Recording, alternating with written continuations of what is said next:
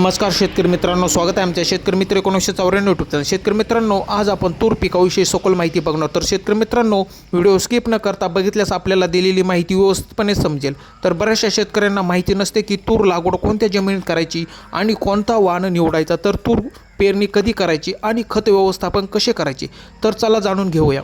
मध्यम ते भारी चांगला निचरा होणारी जमीन तुरीसाठी योग्य असते. तूर पिकाला उष्ण हवामान मानवते. मित्रांनो, तुम्ही बघू शकता आमच्या शेतकरी मित्राची तूर खूप छान प्रकारे आलेली आहे.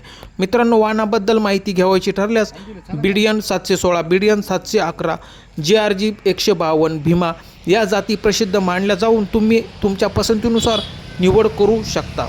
पेरणी ही साधारणतः जून-जुलै महिन्यात केलेली खूप योग्य असते. तुम्ही बघू शकता ही पेरणी पण त्याच वेळेस केलेली असून फुले येण्याच्या अवस्थेत आहे. बियाणे हे प्रति हेक्टर 3 ते 4 किलो लागते. तूर पिकासाठी हेक्टरी 25 ते 30 किलो नत्र, 50 ते 75 किलो स्फुरद, 30 किलो पालाश आणि 10 ते 15 किलो झिंक सल्फेट वापरावे. दिलेली माहिती कशी वाटली? आवडल्यास लाईक करा, शेअर करा, सबस्क्राईब करा. धन्यवाद शेतकरी मित्रांनो.